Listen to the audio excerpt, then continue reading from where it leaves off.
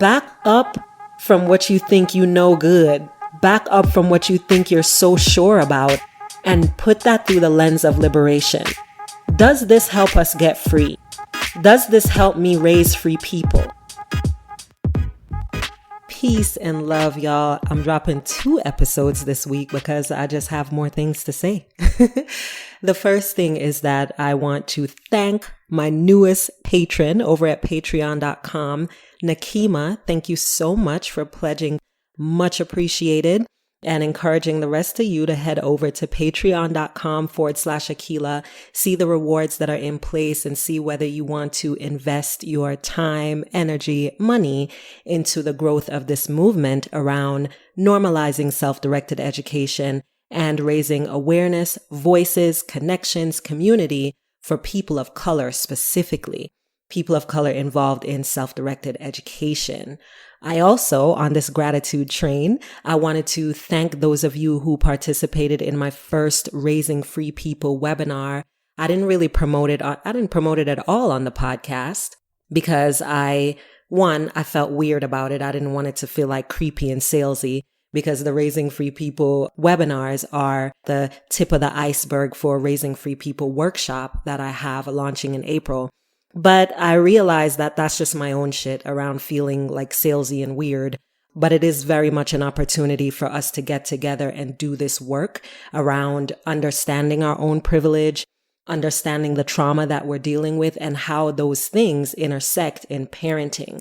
So I want to thank those of you who participated in the first Raising Free People webinar. We had 4 countries and I think maybe 12 cities that were represented. That was really, really dope. We have more than 100 people on that email list. So really, really excited about that. And Chris and I are slowly but surely just trying to understand how to be more in service, specifically around raising free people by sharing our experiences, sharing the insights that we've gained from all the other people that we are in community with who are of this similar mind that look, we know that we grew up oppressed, and this is not a knock on like parents, our parents or whatever. We're talking about a whole system that our parents in many instances were victims of to some extent.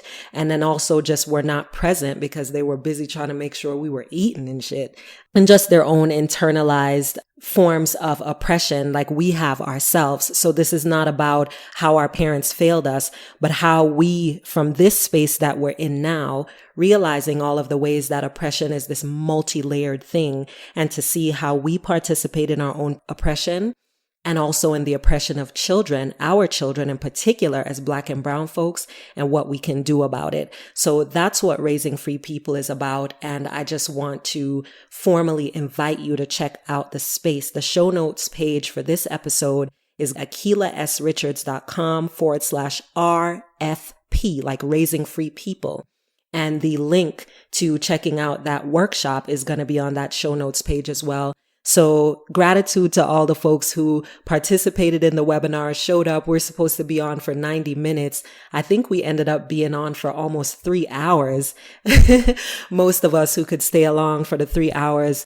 I got so much from it. You all got so much from it because you hit reply when I followed up with an email and told me you did. A few of you enrolled in the Raising Free People workshop as well. Super, super dope. And I know that everybody on that got something that they can use to start to apply these principles of just being really aware of the ways that we can do something about all of this oppression and bullshit that we face as people of color, particularly in our efforts to not perpetuate that when it comes to our children, the children in our community, not just the ones that we birthed or adopted, but also the ones in our community. For those of us who are still educators in the system, oh my God, shout out to you. Hopefully we can change that so that you can channel that energy and effort and skill and talent into something that I think might actually work, because the school system will not actually work.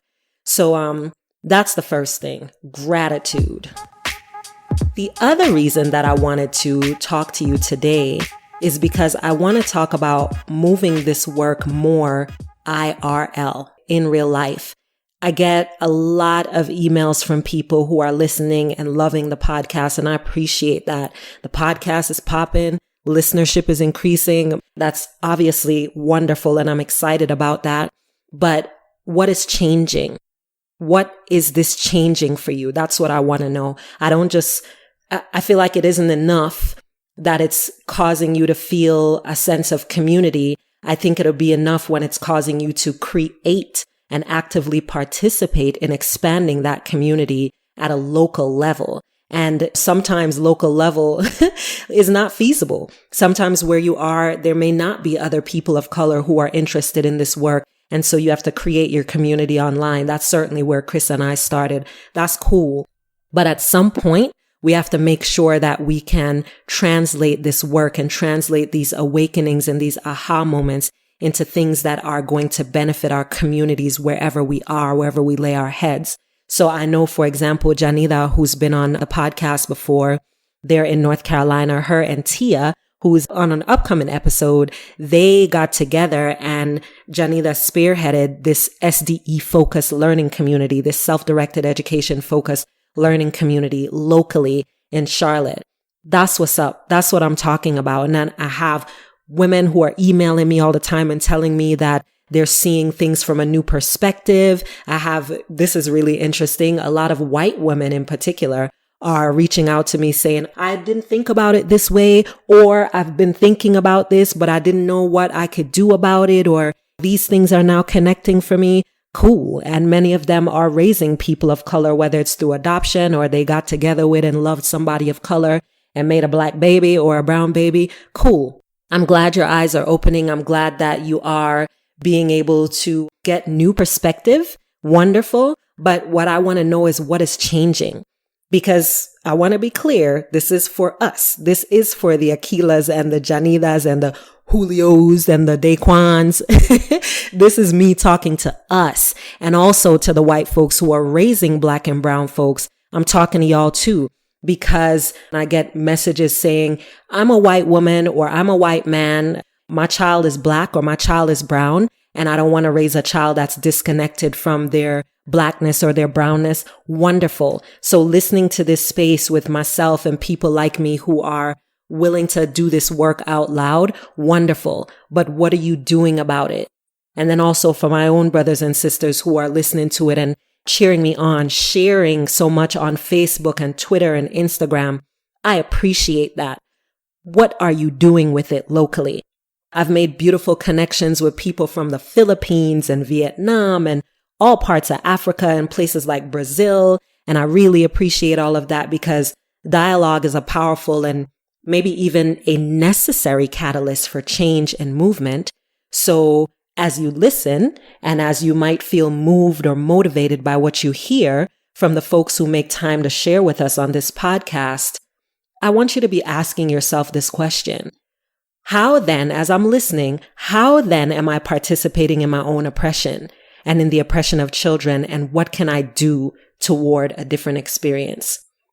How am I participating in my own oppression and in the oppression of children, and what can I do toward a different experience? Who can I be talking to that I can look in the eye, or who can I get on a Skype chat with that I can drive or fly out there and connect and do something locally?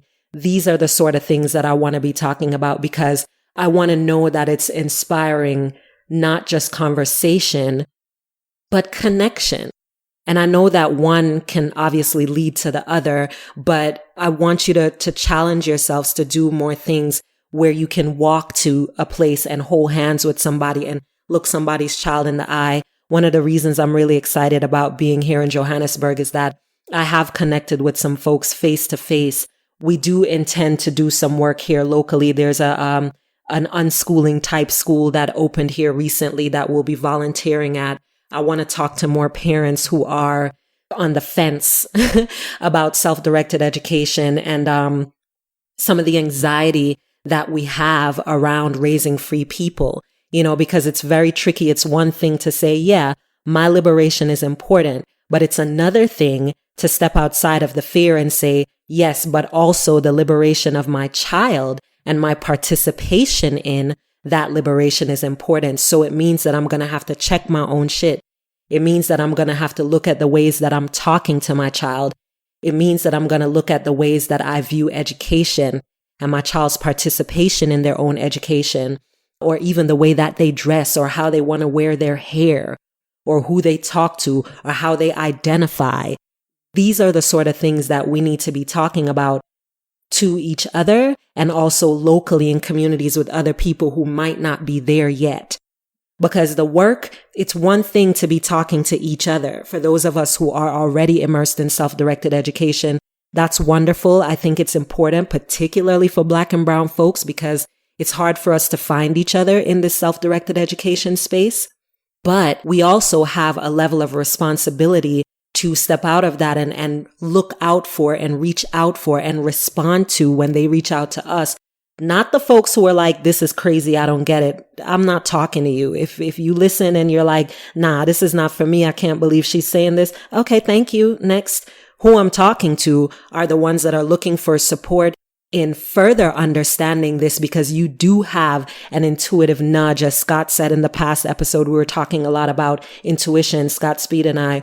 Also, Leslie Bray and I talked a lot about like self-care and mothering the self and recognizing your own intuitive knowings and these sort of things. For those of you who may not be immersed in self-directed education, but you are definitely wondering and feeling a lot and just hearing and connected to the idea of intuition as a guide and making sure that you are nurturing that in the children around you. And for those of you who are connected to the idea of liberation in practice, not just in theory, not just reading about it or writing about it, but in practice. So whether you're an unschooler or not, maybe your child is in private school or a regular ass public school, but you still have some sort of knowledge or nudging around liberatory living, you're who I'm talking to as well.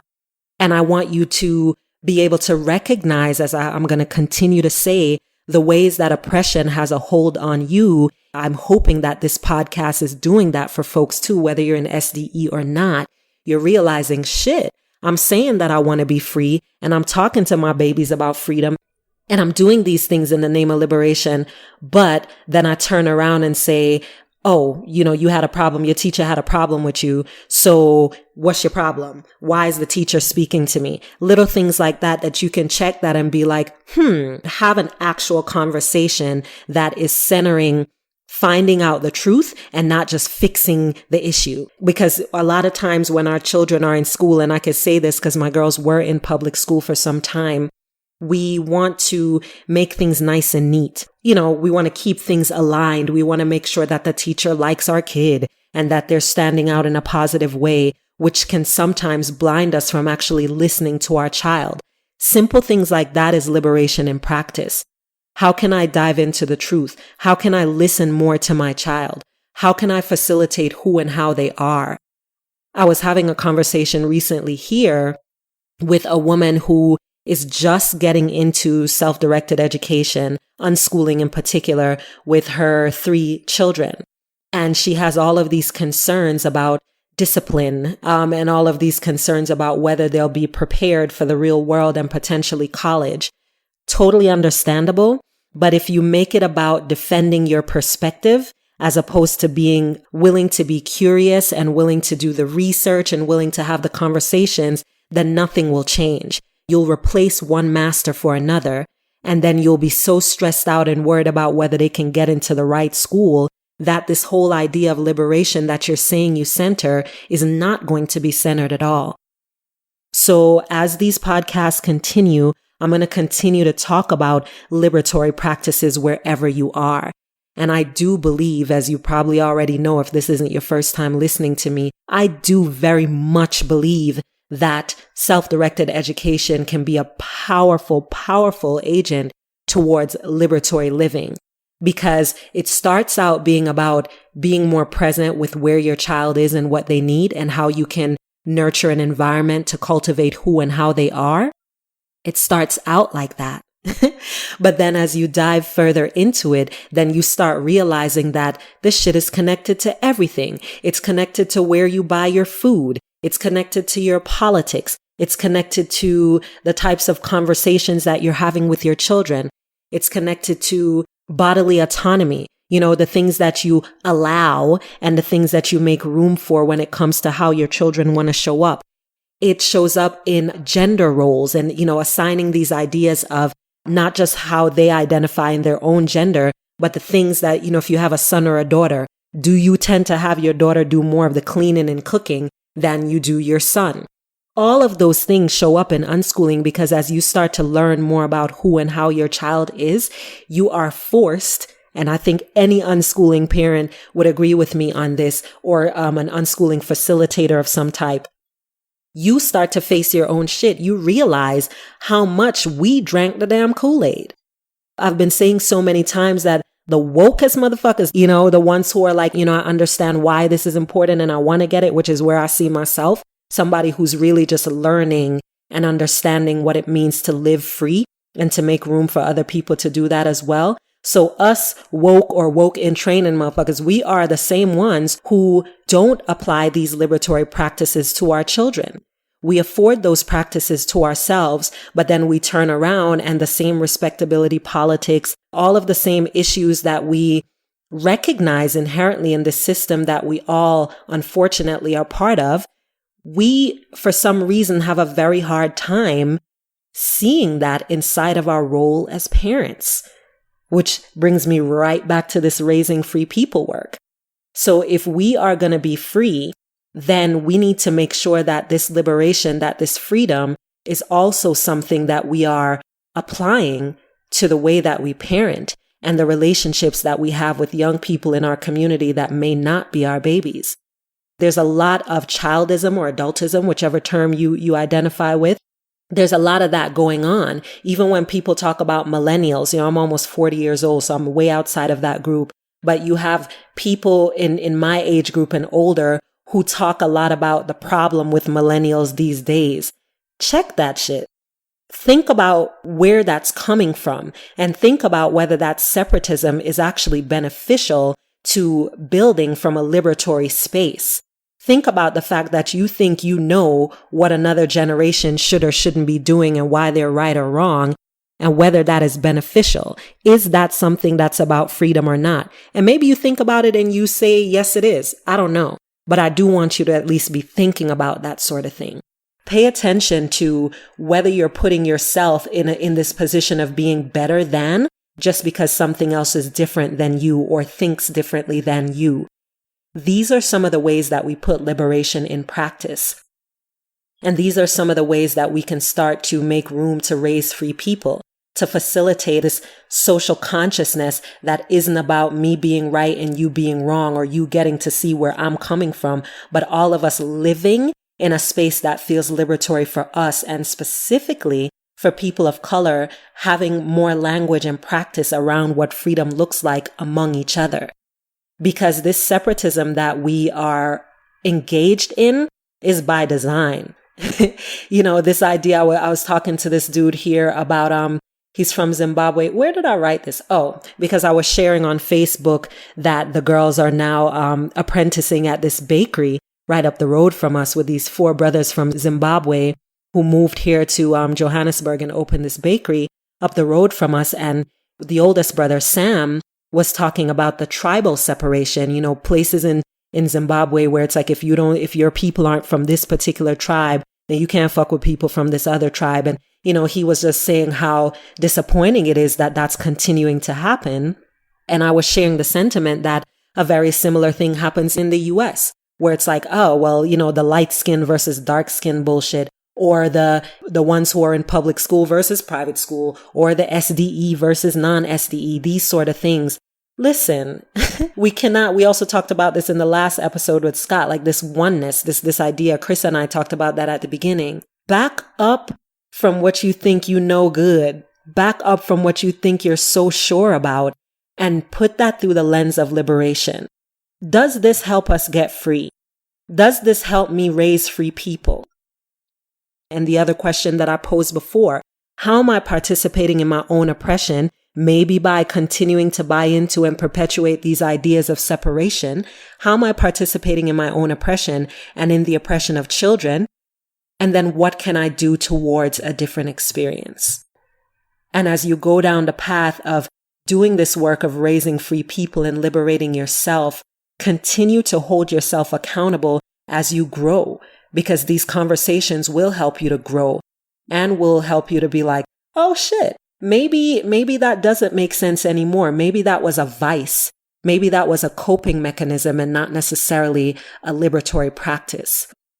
And again, maybe you'll come right back to where you were before, but at the very least, it'll be from a more mindful place. And when you practice mindfulness, it can't help but spread out into other aspects of how you live and how you communicate, and hopefully how you build community, affecting people, children in particular, locally. That's how I do that. And then also through my own children, and by volunteering wherever we are, and by connecting people through this podcast and through the Slack channel that we have where we're solving things together. And then also more recently through Raising Free People workshop, where we're going to get together for 9 full weeks starting in April and really dive into, I have these 4 premises that we will use to build the tools that each person in the workshop will need to put liberatory work into practice by mothering the children around them, and then also by mothering ourselves. You don't have to be a woman or identify as a woman to mother, by the way. Mothering is a skill that can be applied regardless of who or how you identify. All right. So encourage you to check out the show notes page, akilasrichards.com/RFP, which is Raising Free People. And you'll see the link to the workshop. I might put some essays that are connected to this type of dialogue as well. And then I have one more webinar that's happening this month, another free webinar. That one's going to be focused on my folks like in the UK and here in Africa, because the other one was like 2:00 in the morning for most people who are, over here, whether in Africa or Europe. So, yeah, that's what's good. Thanks for listening. Peace and love. Thanks for listening to Farrah the Free Child podcast. Like the show? Then show your love or give your feedback at akilasrichards.com.